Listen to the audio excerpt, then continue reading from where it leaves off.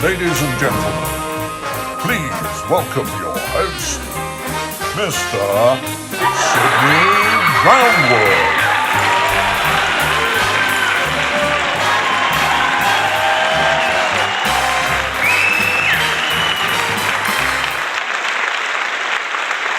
Hello, good evening, and welcome to this very special New Year's Eve edition of the TooFatLardies Oddcast, as the fire burns in the heart of the Great Hall on Lard Island, and the Christmas tree and mulled wine fill the air with the smells and sounds of the festive period. I'm joined once more by the Tiny Tim and Bob Cratchit of Wargaming, Nick Skinner and Richard Clark. Gentlemen, welcome to our New Year's Eve Oddcast.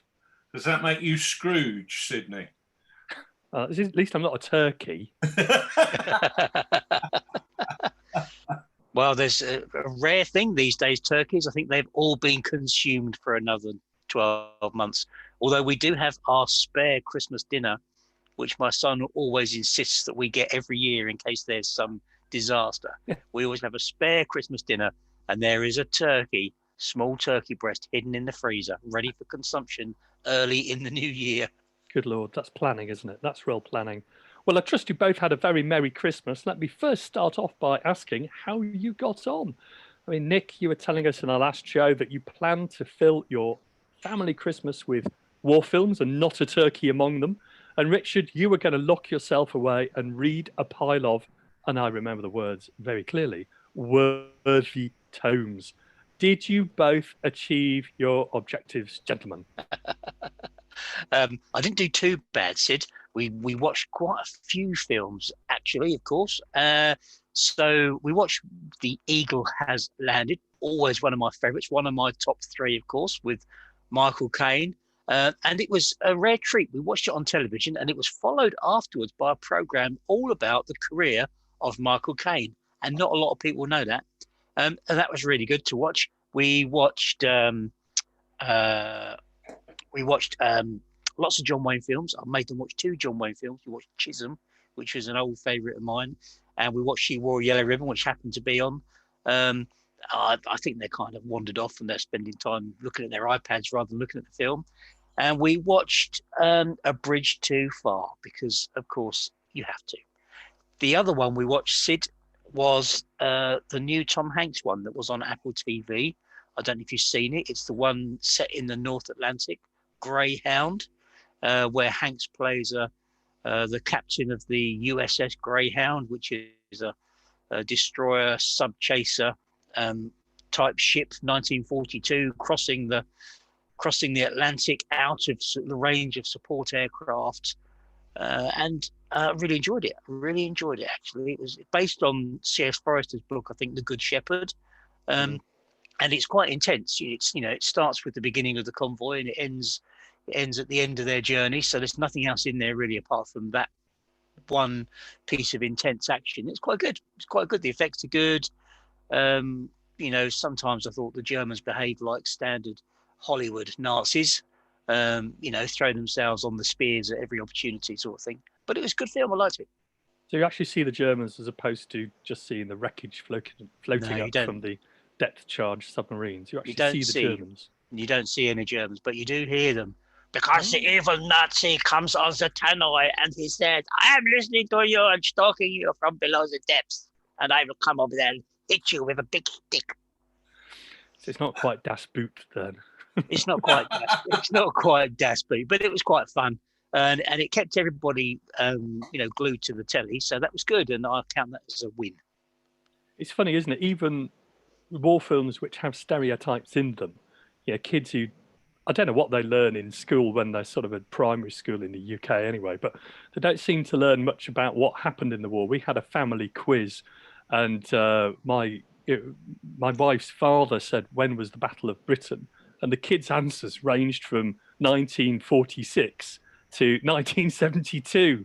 So I think on that basis, any sort of film which is based on even a shred of history, and I'm sure Greyhound is even more than just a shred, it's very welcome as putting a bits and pieces into the kids' education. I like to think that anyway. Altruistic. Not at all that I like war films as well.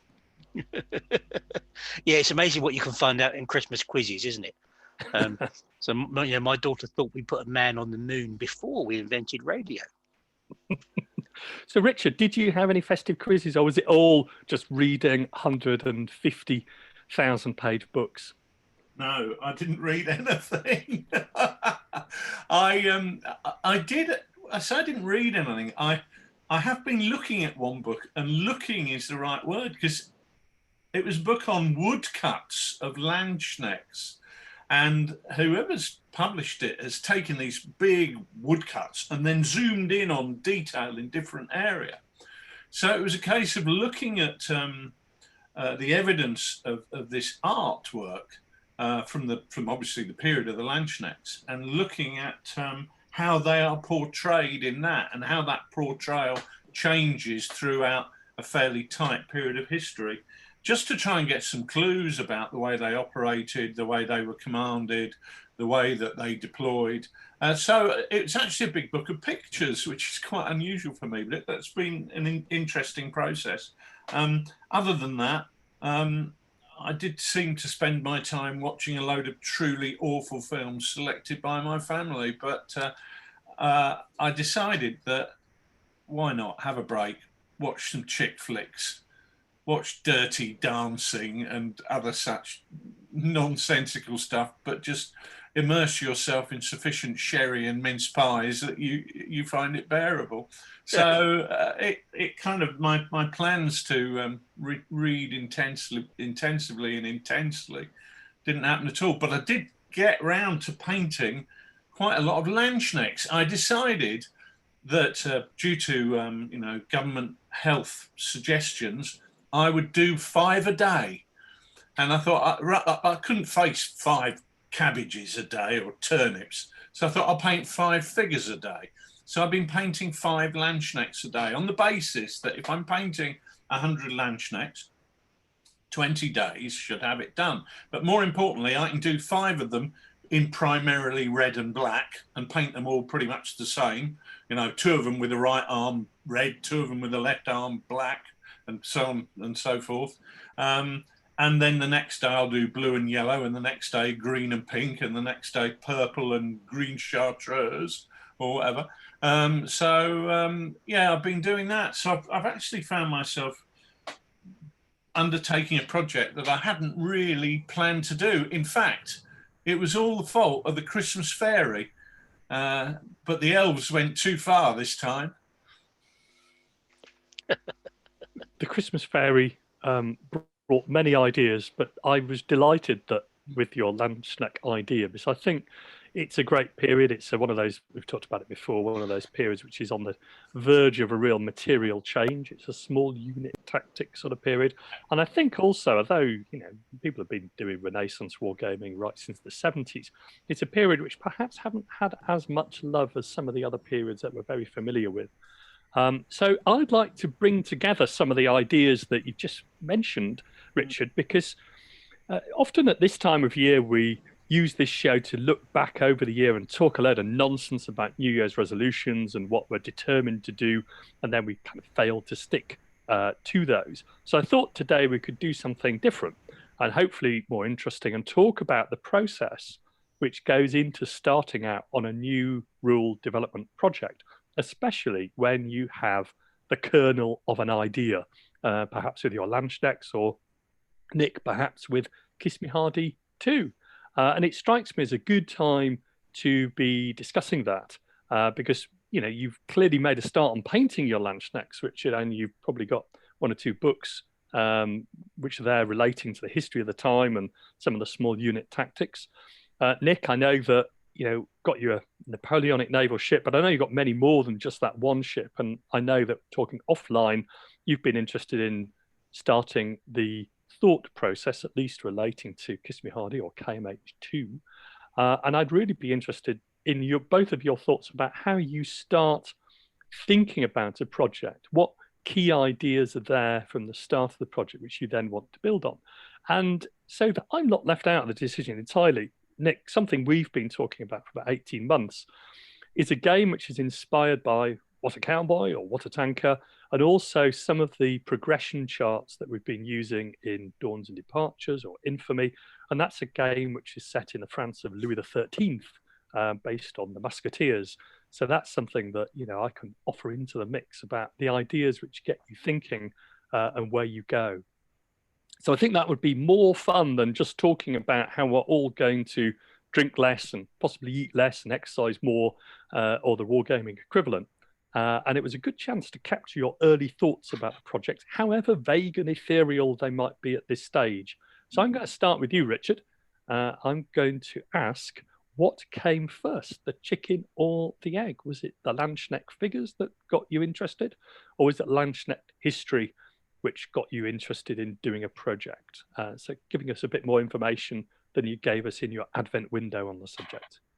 Yeah, well, it was the fairy what done it, and I decided I couldn't wait for that fairy to come into my life. It was something I was going to have to take ownership of and do myself. So at some point during the Advent period, I thought, oh, sorry, I'll order a load of figures. So I ordered a load of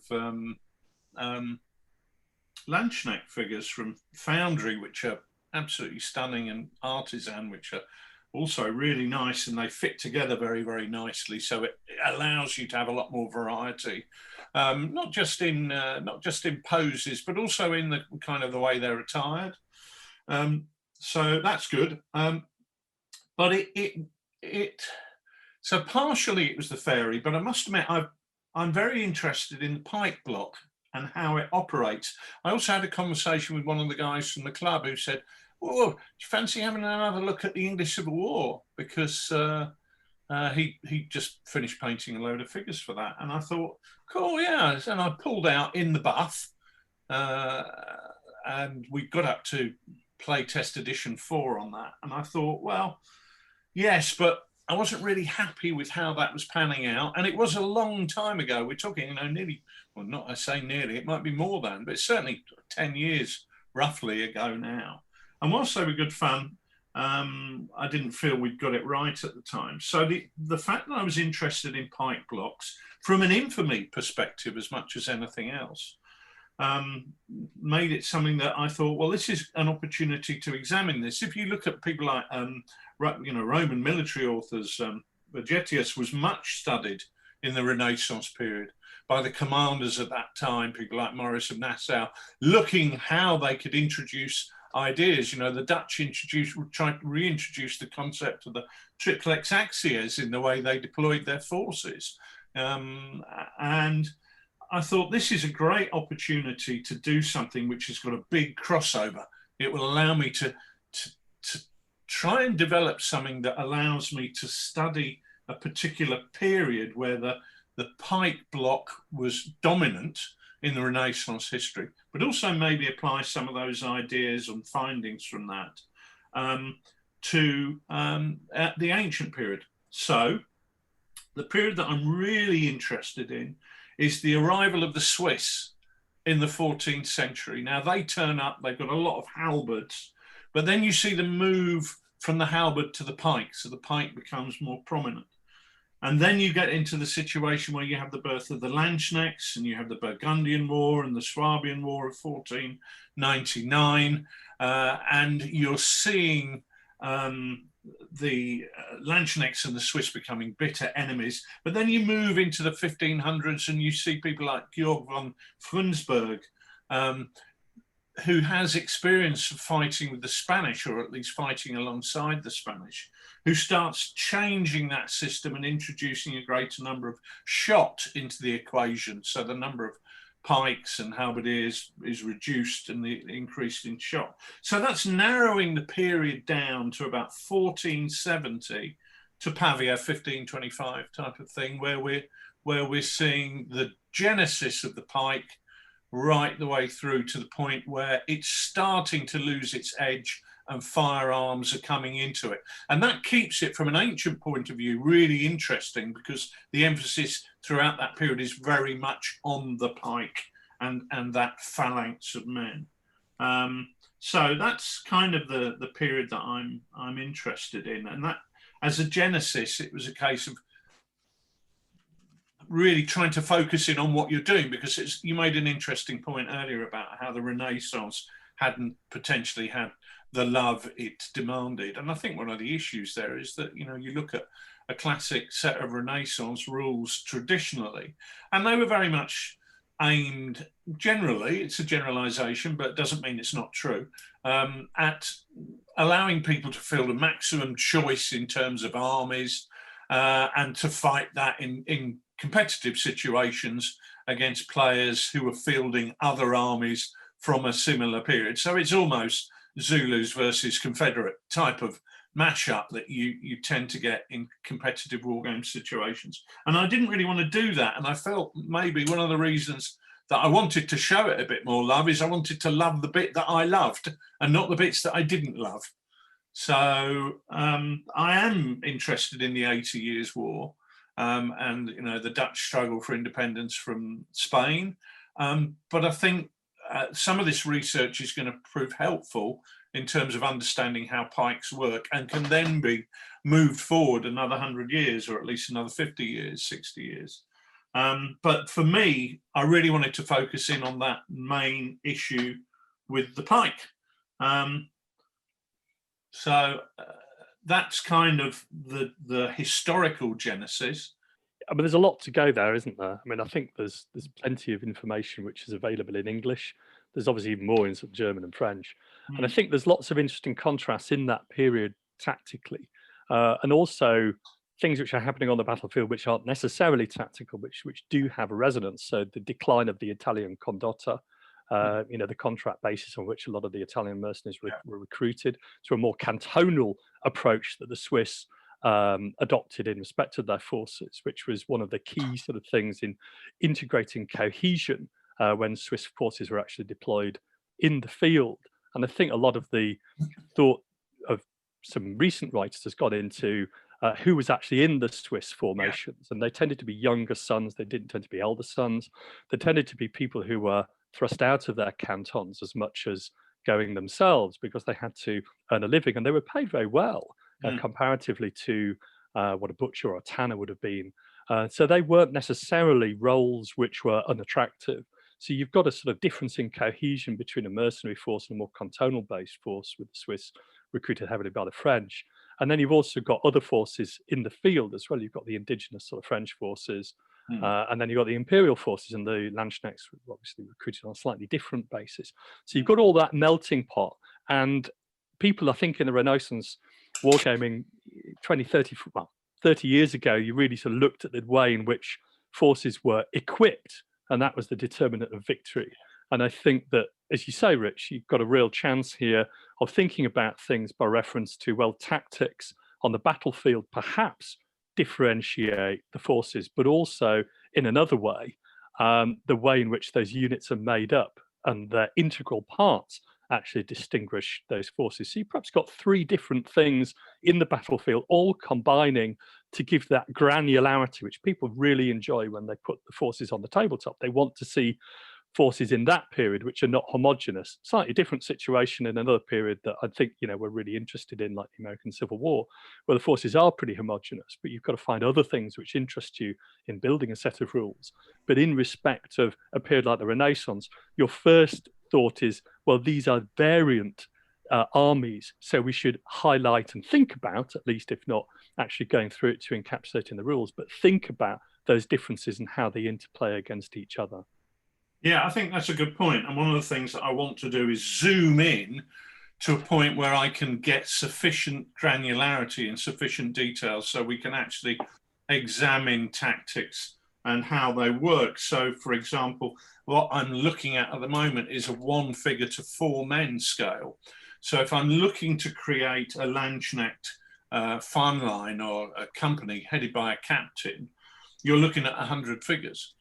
And that allows you to get a lot of detail. You could put 400 figures on the table to represent the same unit, but you wouldn't get a lot more information out of that, because that 100 figures going in at a 1-to-4 ratio allows you to see as much detail as I think you're ever going to see. So that's the sort of scale I'm looking at, with a bit of a caveat there that I can potentially, if I want to, put a couple of farm line on the table, I could be changing that scale so that you would get 60 figures to a unit, because there are plenty of incidents where a couple of 1 or 2 farm line was sent off, even during large battles, to take on a subordinate mission. But obviously, once you get into the Kleiner Krieg aspect, that that's a 17th century, 18th century term. But once you get into that, away from the big battle, those farm lines operating independently are very much something that could happen, Nick. I was going to ask, because in terms of that becoming a game that's enjoyed on the table, though, you've already made the decision, haven't you? Because your energy has been sparked by these 28 mil figures. So that, in a sense, is dictating the game space that you're going to create. So how is that? Is that then what's driven you to say this is the level of detail I want to go to? Because you're already mindful of the fact that you've got a physical restriction on what you can actually bring to the table. Do you think that's coming out to play? To a degree, yes. What I don't want to do is to create a big battle set of rules, because if by definition, if you create a big battle set of rules, so let's say you were going to take a typical Landsknecht regiment with 10, 12 farm line, 4,000 men. That would be 1,000 figures on the table in the scale that I'm choosing to do it at. Yeah. I think you can zoom out and take that to 60 figures and still almost get the same degree of granularity. Not quite, but almost. But even then, it's 600 figures on the table, and that's not a game that I want to. That's not a game I want to be running. And the reason for doing this is not because I want to create a game that is going to be marketable and a game that people are going to be playing every week down the club. I'm using this as a tool to try and understand and appreciate that period of warfare better, to inform myself as a training aid, if you like. But at the same time, if I'm going to use that and gain any conclusions from it, I want it to be able to cover that whole period of change, that 50, 60-year period. But also I want it to be enjoyable. Otherwise, what's the point in painting up, 100 figures? And on top of the 100 figures, excuse me, I'm going to be painting another 20, so I can have a halberd heavy force or a shot heavy force, so I can introduce some cavalry, some horse, so I can introduce some artillery. So the 100 figures, is going to be 150 figures. And then maybe I'm going to want to do it so I have a couple of farm line on the table. So I might even be knocking that up to 250 figures. And then I've got to paint my Swiss. Alternative enemies are available. He's thinking about, once you've got your idea and your chosen scale that you want to represent, whatever that is, then how do you think about the best rules mechanism to introduce to bring out the history?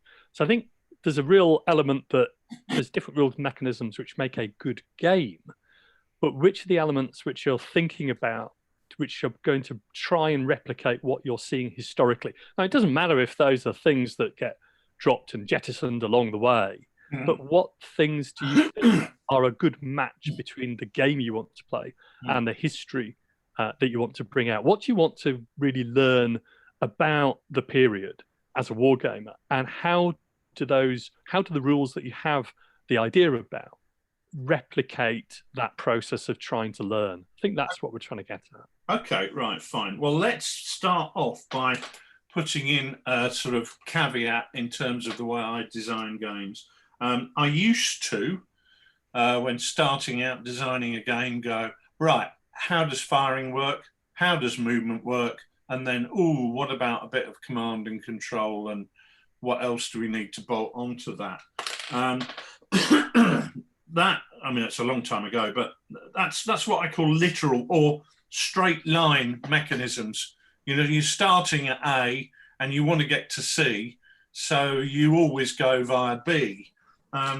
Whereas the alternative to that is to introduce some abstract mechanisms where maybe you don't bother about B, because B is the cause, when what you're actually interested in is C, which is the effect. And maybe modelling the effect is more important than modelling the cause. So a good example would be the ambush situation. Let's take an ambush in the Second World War. Now, excuse me, if we were to model that literally, I may have a Piat team hiding in a house that wants to move to that crossroads because they can just about see a panther lumbering down the road.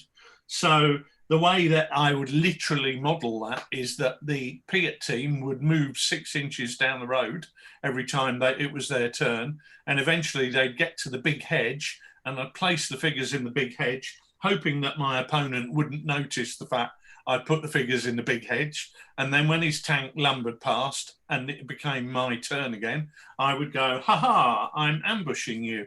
All of which is fraught with problems that don't happen in real life when you're ambushing somebody, because the guys in that tank are highly unlikely to see my 2 little blokes scurrying up to that hedge. So what we do in Chain of Command, for example, is we use an abstraction where you can't ambush all the time. It's something that you do by using a chain of command dice, so it's not happening every 20 seconds.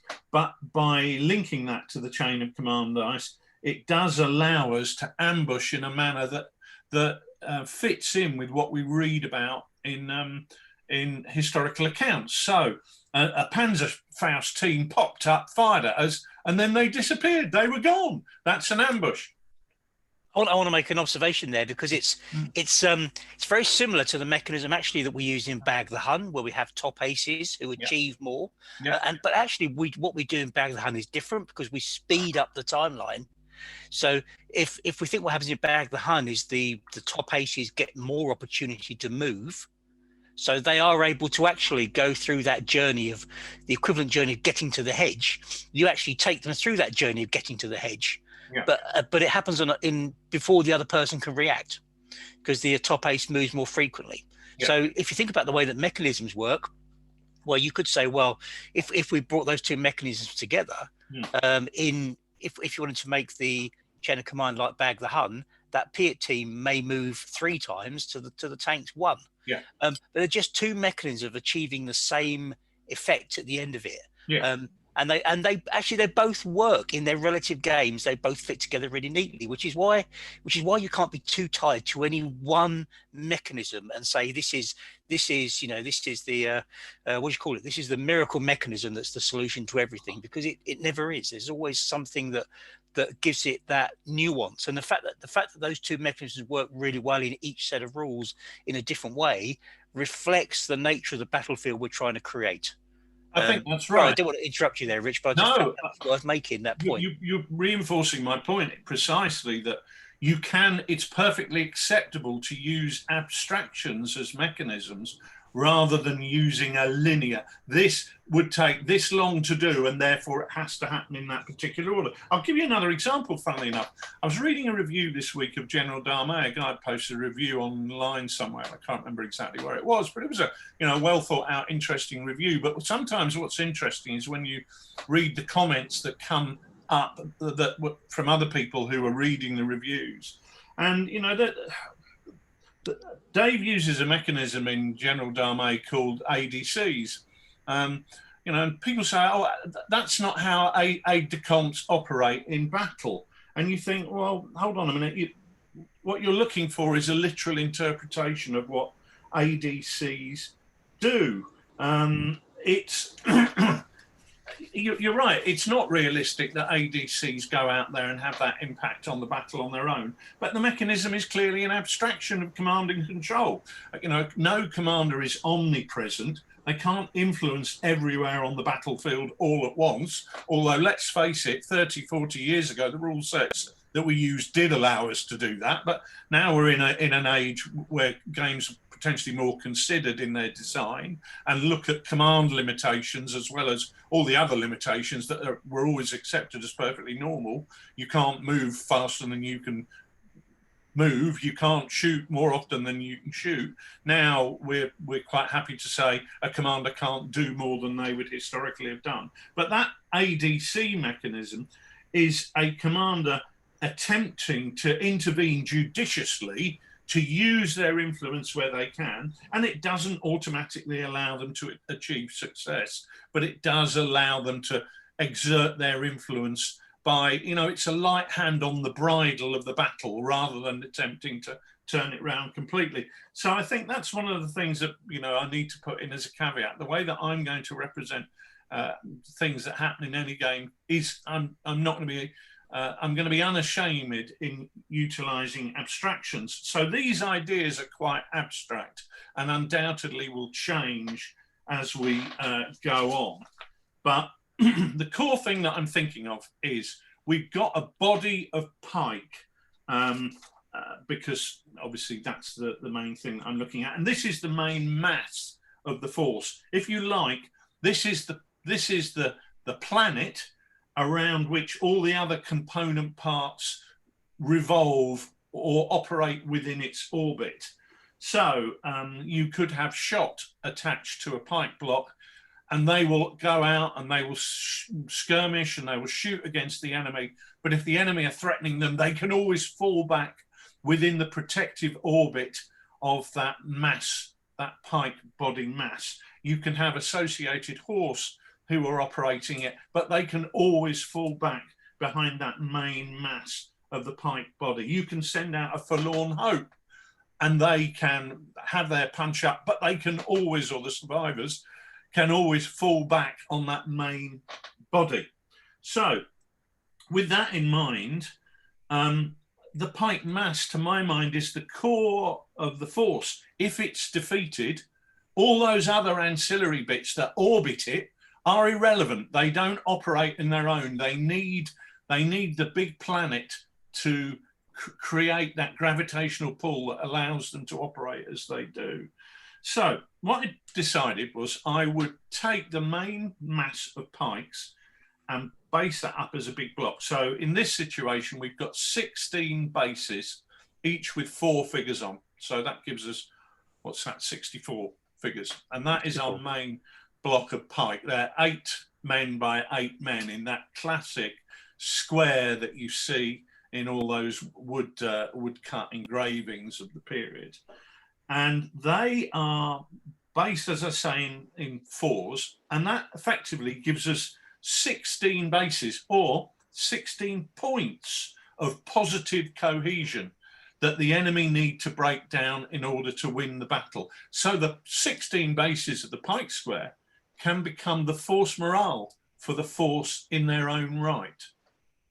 Okay, then alongside that, you've got things like the Landsknecht Doppelsoldner or the Swiss Halberdiers, or the Landsknecht Halberdiers as well. And these are modelled individually. They're modelled differently. They're on individual bases. And what they do is these represent the aggressiveness of the force. Mm-hmm. So you may find that you have a Swiss force with a high proportion of halberds, which represents the fact that they are highly aggressive. They've still got their big pike block behind them, but they're a very aggressive force. And if you think about the infamy close order mechanism, where if your Roman troops are in close order, that allows you to allocate some of your dice to attack in close combat and some to defense.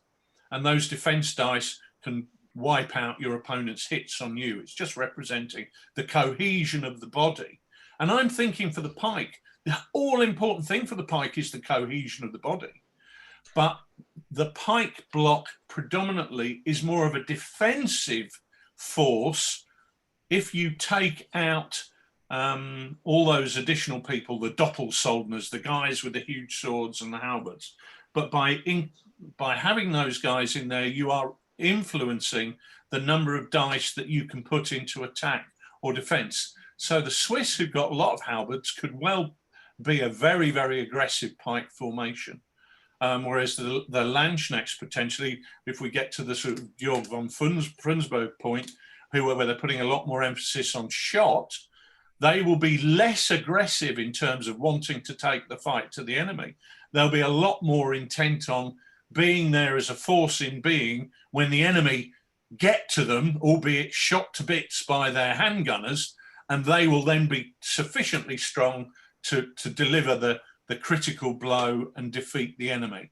So it's a case of utilizing different troop types to represent different facets of the unit as a whole. Shot are based individually, but they're a lot more obvious. You know, they shoot at things in an attempt to destroy the cohesion. So it's a case of really taking a couple of really abstract ideas like that, and then saying, well, how on earth is this going to work in reality?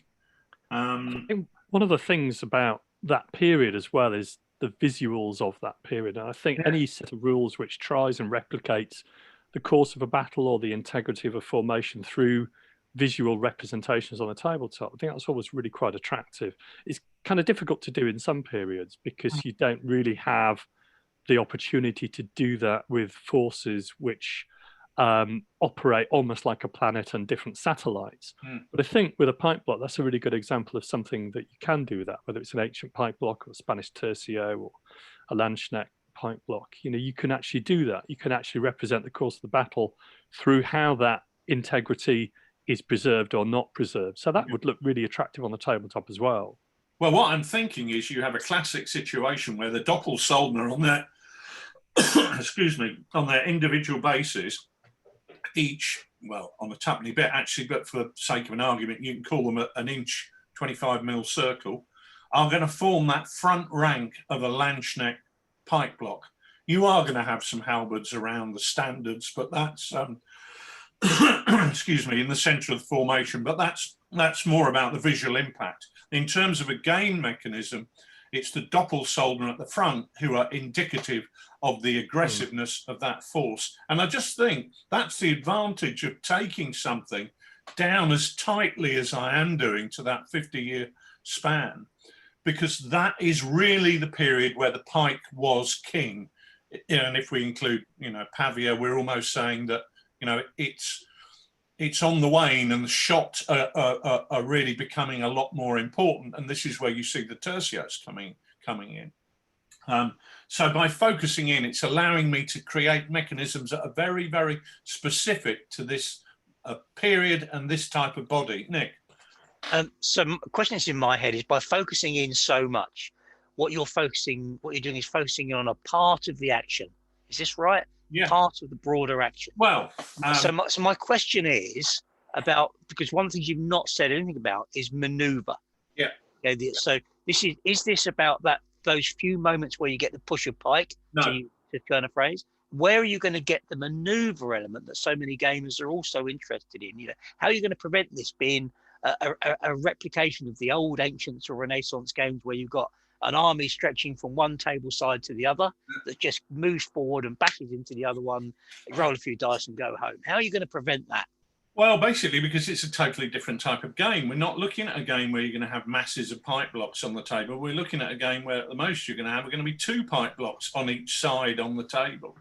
And therefore, those guys who are going forward in a forlorn hope all of a sudden take on a much more significant importance. Can they get in there and break up the cohesion of that enemy's pike block before and take the edge off their aggression before their own pike block comes in? It makes shot actually have an important role, because their role there is to go out there and take on the enemy and try and reduce their cohesion, their aggressiveness. And more importantly, it allows you to introduce terrain, and terrain becomes tremendously important because the ability of a pike block to maneuver is incredibly restricted. You think about it, when they're going in, they've got pikes leveled, the front rank almost waist level, behind them guys who are holding it more at chest level. Now, you try turning when the formation, when everybody is in that situation. Basically, what you need to do in that situation is put your pikes up. And only when your pikes are pretty much all vertical can the body maneuver with any degree of real flexibility. Once you're in a combat formation with your pikes down, your ability to change what you're doing is, excuse me, much more restricted. And also your ability to maneuver in poor terrain is hampered, because you are in a formation designed for the moment of combat, not for movement. So those things become more important. So what we can do is introduce the concept of drill, those pike drill manuals that that we see and we read about. We can take the concept of drill from infamy and say, right, at what point do I put my pikes down, Sid?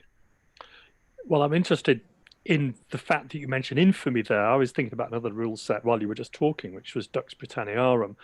So a general question I've got, which builds on Nick's question, is to what extent when you're designing these rules do you bring into the mix things which you've enjoyed from other rule sets?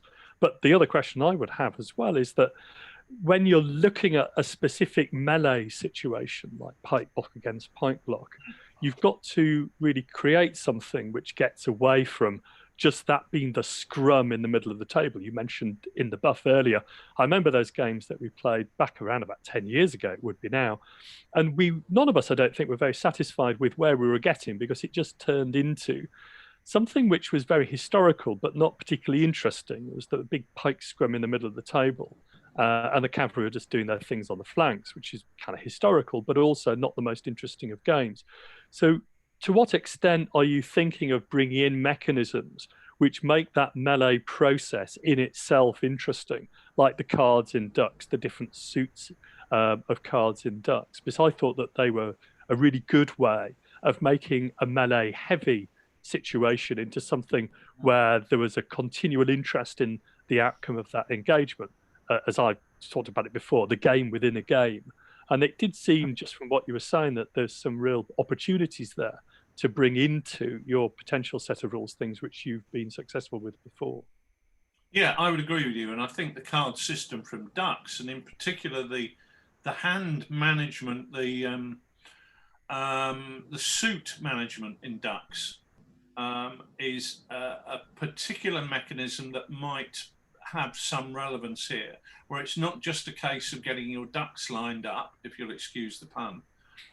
It's also a case of not just having the card that says make an aggressive attack, but it's also having that card being of your particular suit. It being the the boar suit because you're British or whatever it was in Dux, I can't remember. But in Dux you have a system where you have cards which determine what you can do, but they are also enhanced if they're of your suit rather than your opponent's suit. So there are options in there to do that, because I think you're right. When you look at that push of pike, you have a situation not dissimilar to that shield wall combat, which effectively, potentially, is static and is representing a grinding down of an opponent.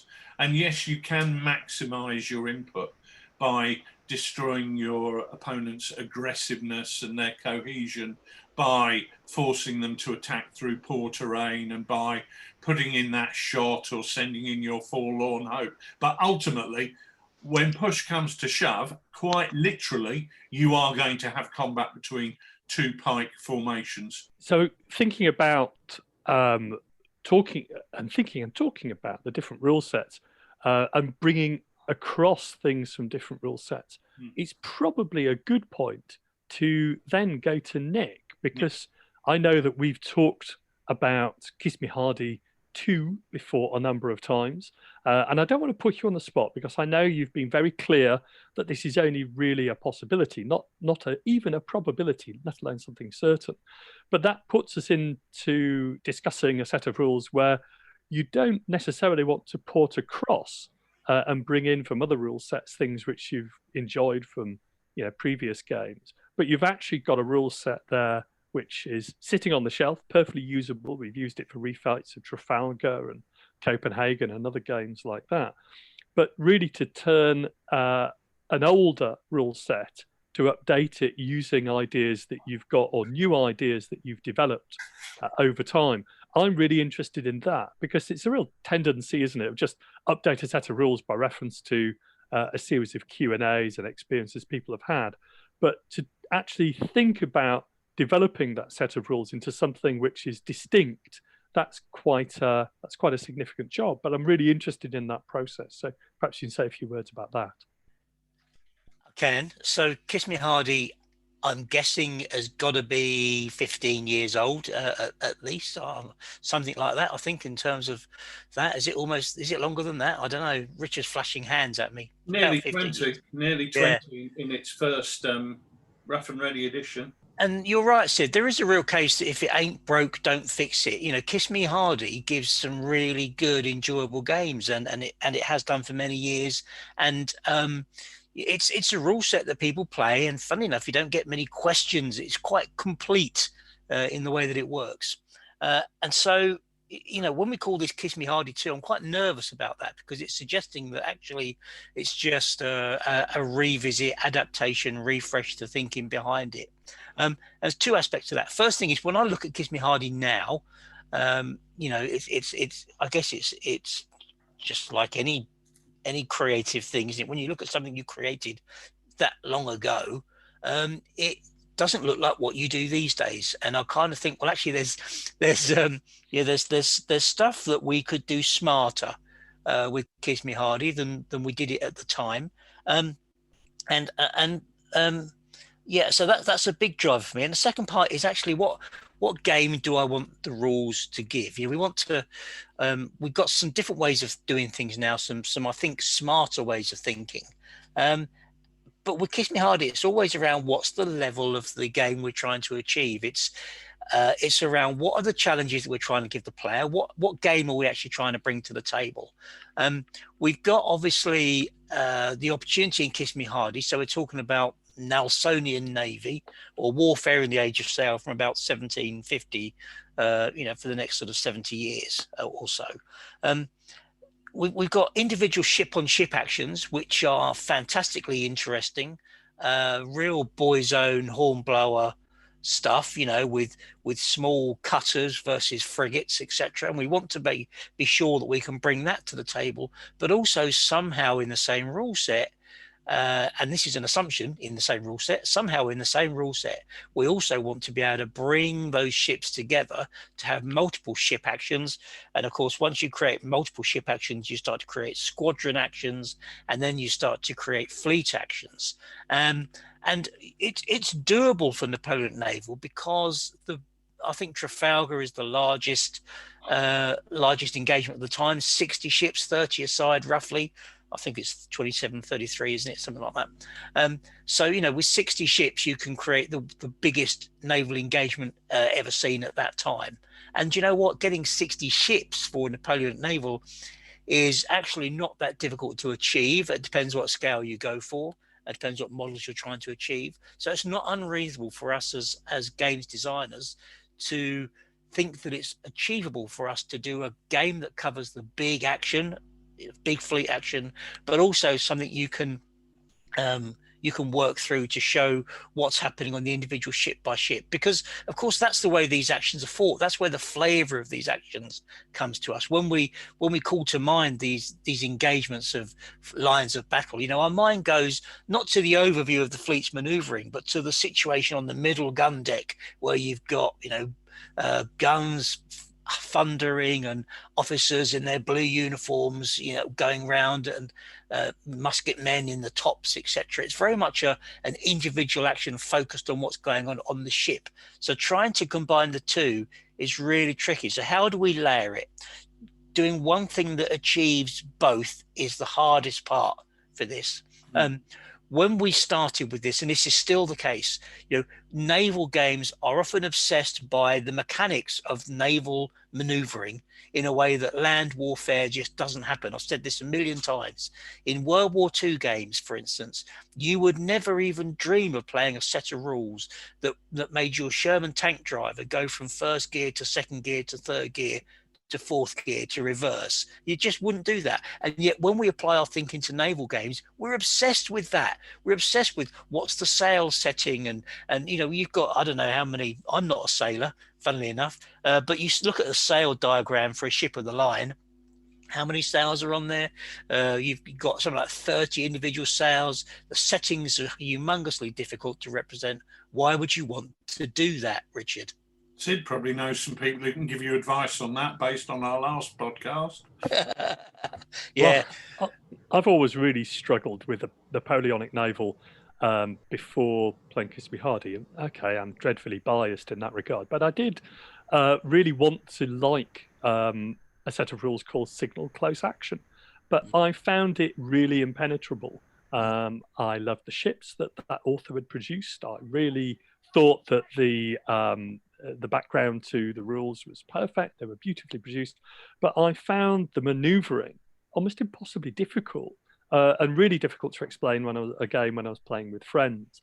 And I think that's really been a big bugbear. Action under sail, I think, was easier, but there was a huge amount of sort of totting up odd figures, which you destroyed by reference to your broadsides. And neither really sort of caught the flow of a big fleet action. They were fine for the sort of Bonhomme Richard and Seraphis sort of engagement of a couple of ships, but they weren't really what I was looking for fleet action. And I think the manoeuvring is a real problem.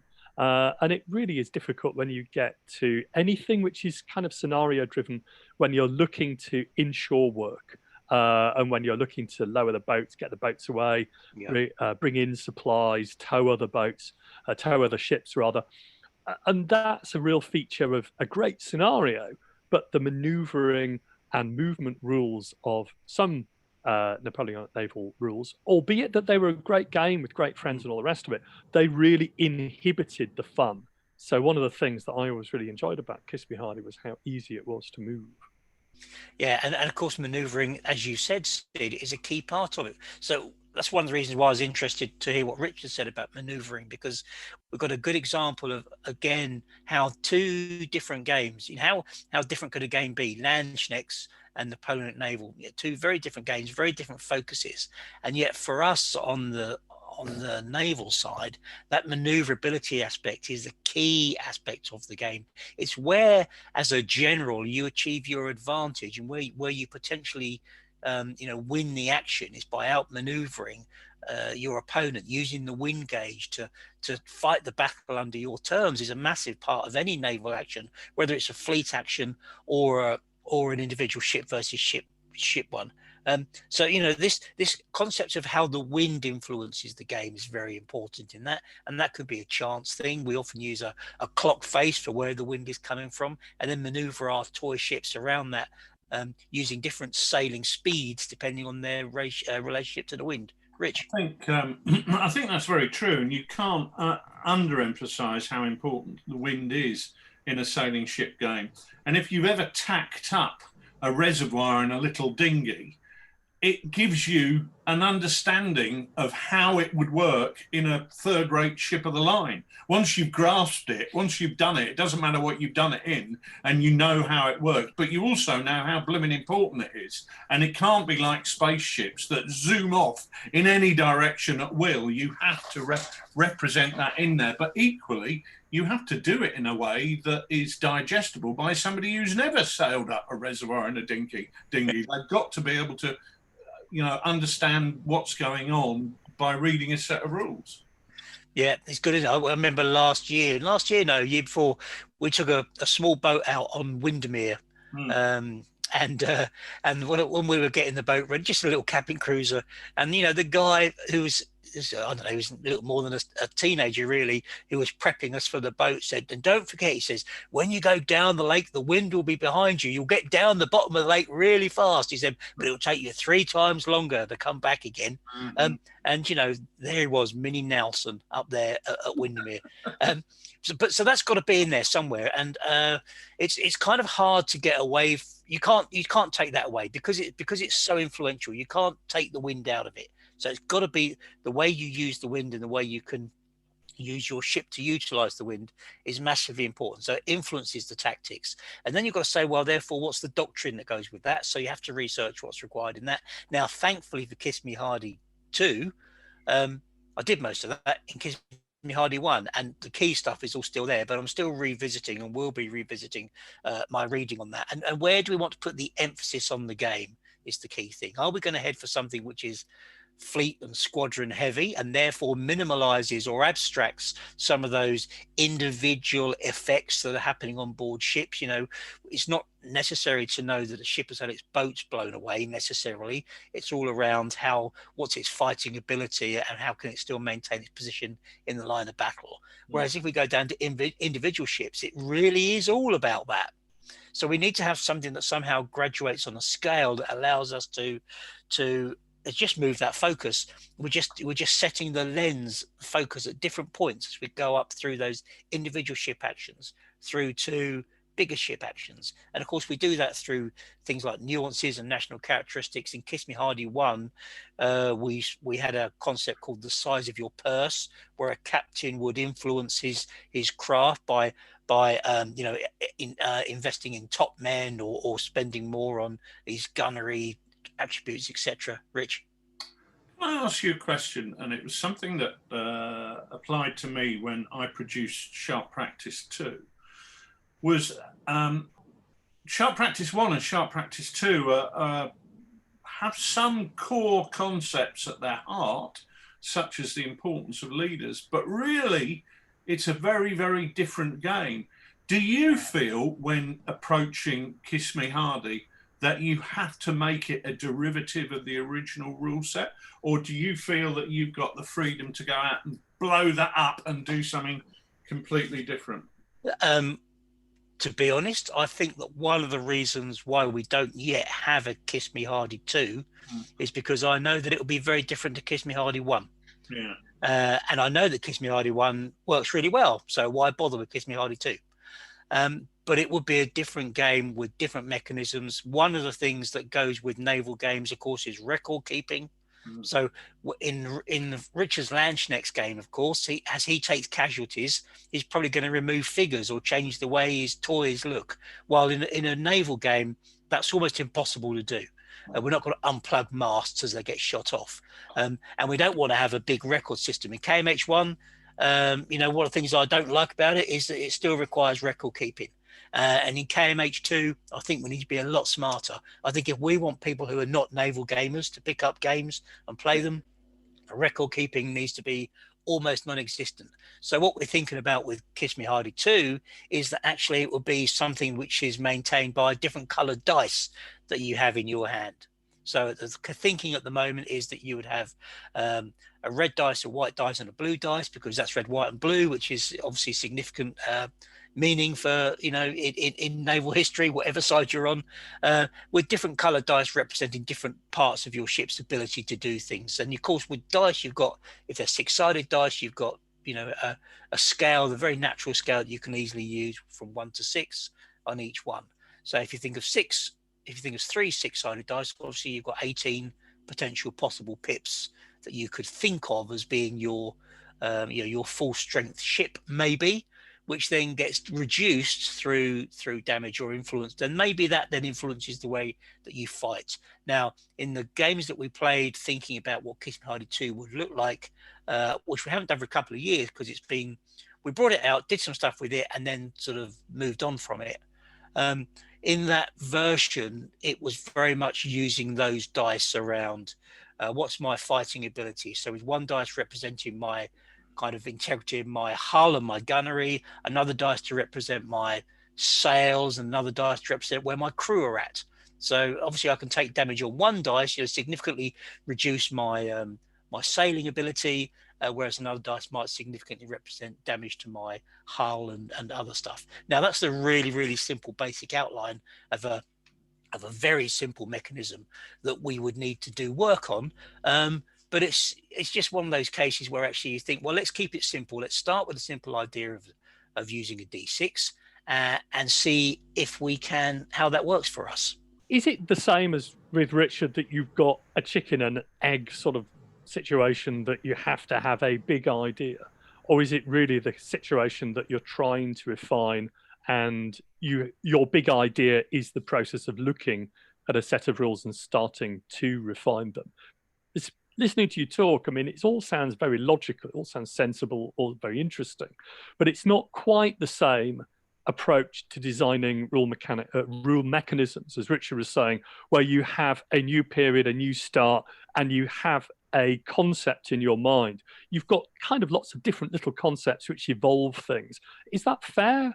Well, I think it's fair. I think what I want to be sure of is that. So where do Richard and I differ? Well, I don't think it's differ so much, but I think my emphasis with Kiss Me Hardy is very much around what decisions am I making as that ship's captain or as that fleet commander, and all the game mechanisms should be moving me towards my next decision point. And that's the only purpose they serve. And the reason that matters for me is because when I look back, what I want to do, my ultimate aim in any game that I play, really, is to finish it. Because what I can do at the end of it is look back and say, what was the story that unfolded there? How did that unfold? What happened? What decisions were made? And does that play back to me like a chapter from like a chapter from history? Does it play back to me like an after action report? For instance, if I'm playing Chain of Command, if I was reading something in the regimental history, did that action play back to me like one of those? Did it play back to me like an eyewitness account? And the same with the Poland Naval. Is this playing back to me as something I could have read in the pages of Hornblower, or something that I understand about the way that battles took place? If that's the case, then we're getting it right. So we don't need to put anything else in that's just adding stuff because it's interesting. However, we need to have some fun on the way, right? Because that's what life is also about. So we can work those mechanisms in there too. So it should be an exploration and a story, and which is why in Kiss Me Hardy 2, I quite like to think about the broader story. So the campaign, development and an onward journey of crews, I think is going to be really important for that.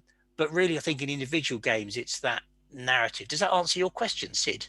It does, and it neatly takes us on to another point, which is perhaps something that you and me have talked about before, and I've been thinking about quite a bit.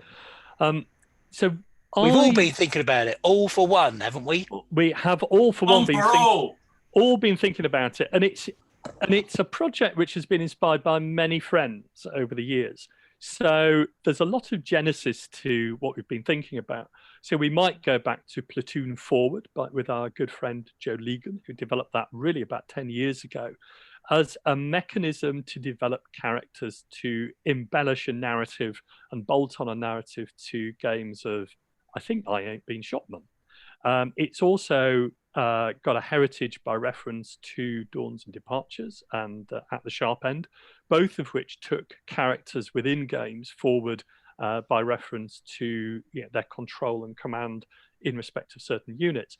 It's got a lot of resonance with the infamy table in Infamy. And I remember when we were talking about what we're going to be describing, Nick, we were thinking about what Richard was doing with Infamy.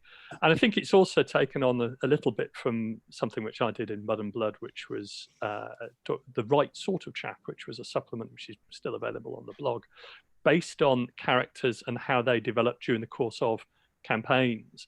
And what we, I think in a roundabout way, about a year and a half ago, started to look at was the French Musketeers, and really as a bit of a distraction. Really, it was just something which seemed fun, and we had some friends approach us and asked if we'd like to sort of test out some rules that they were developing, which were good and lots of fun. And that got us thinking about how to develop a set of rules which are based around the whole idea of a narrative. So the narrative is right at the heart of the rules. And again, taking inspiration from things like Dux Britannianum, where the game is really built around the campaign engine. But we wanted to try and create something which was essentially a campaign mechanism within the heart of the rules. And we thought about the circle.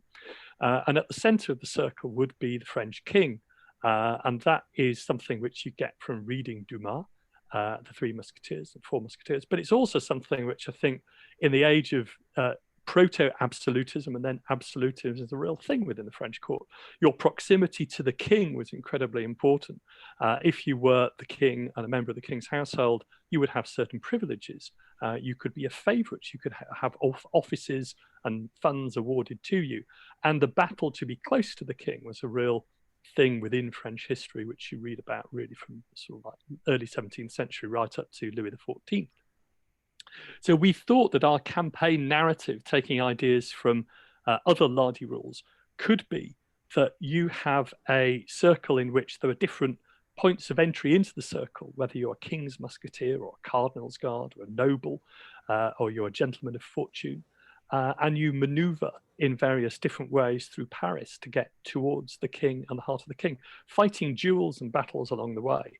And another thing that we thought was trying to bring into that circle was another emphasis, which was different schools of swordsmanship. So the French, Italian, German, and even a brutalist form of swordsmanship, which is more like street fighting. And to really try and have a fun game, quite similar in length to something like What a Tanker or What a Cowboy, possibly not What a Musketeer, but something which is really driven around a pickup system, which you'd be able to look quite easily at that circle or that roundel, and that would immediately give you reasons to be fighting the short engagement that you'd have with your mates, either on Zoom or around the War Games table when we get back there. And that was something that I really am keen on developing. We've painted up a few figures each over the last few months. I've done some, Nick's done some. And I think that that's a fun game which can also encapsulate quite a bit of history within it. And that was something which I thought would be quite interesting to develop during the course of the year. Nick? So, what a codpiece, maybe. So you're talking about a circle there, Sid. So, and that's a really important thing on this, because it's a decision that we can make, isn't it? Whether we make progressions in games linear, or whether we try to use a different approach. And the good thing about a circle is, of course, it can go out into many segments. So if you picture, we've all seen like the center is a circle, then the outer circle is made of perhaps 3 segments, then beyond that you've got 6 segments, and beyond that you've got 9. You can tread a path to the outer ring of the circle, but it's not a straight line. And in fact, it could be that you go in almost a curve, or so you think you start off going in one direction and you actually end up somewhere else. And this is where game outcomes can take you to multiple potential futures.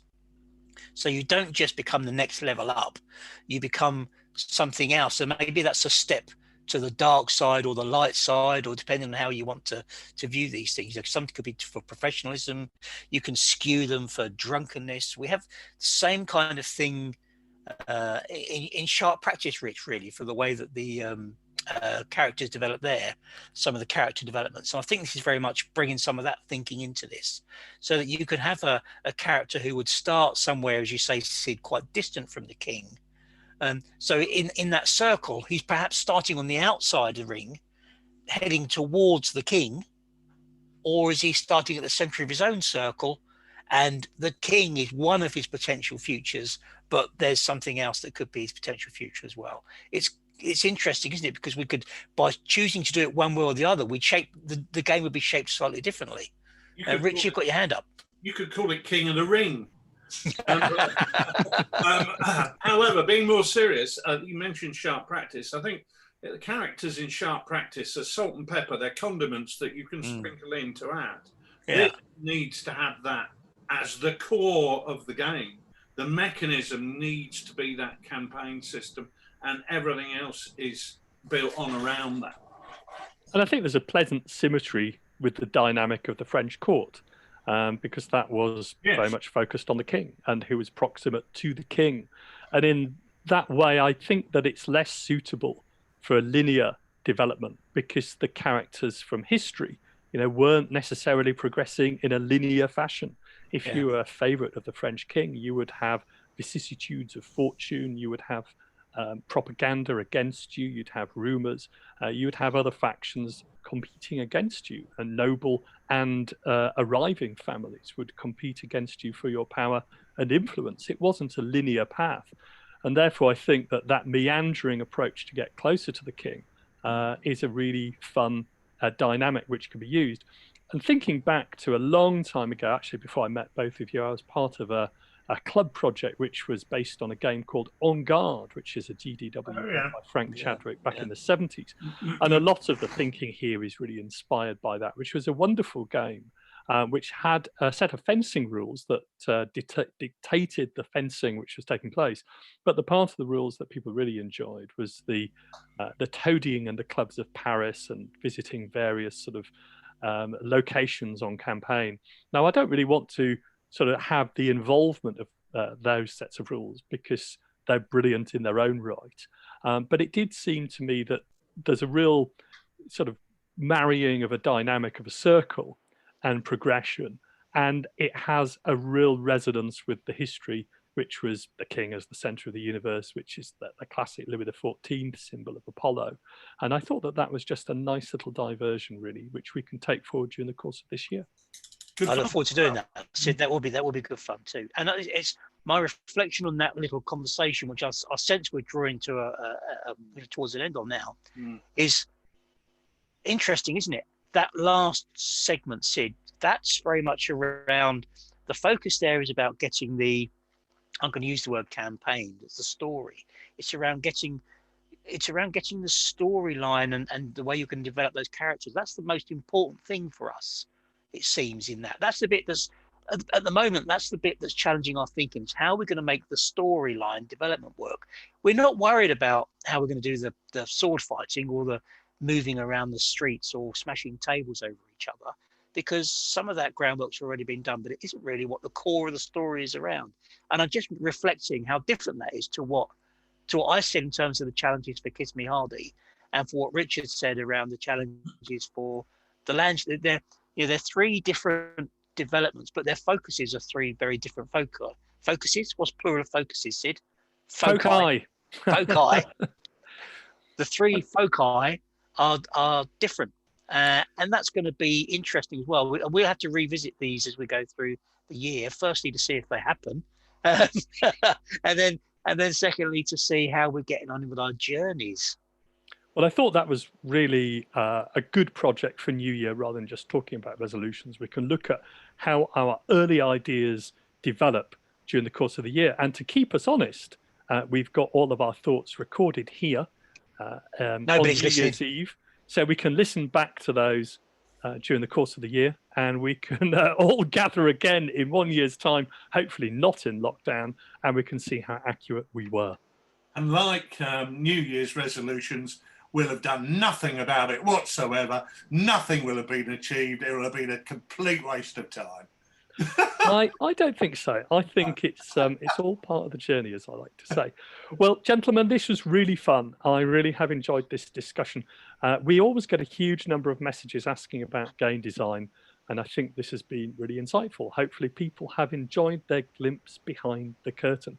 But now, as the clock creeps towards midnight, allow me to pour you both a cup of kindness for the sake of Auld Lang Syne. And to everyone listening, whatever your circumstances, let's raise a glass with a toast that we hope and trust that 2021 will see us emerge from these troubled times to rejoin friends around the War Games table. So from us to you, wherever you may be, or indeed are, we wish you a very happy New Year. Happy New Year. Happy New Year.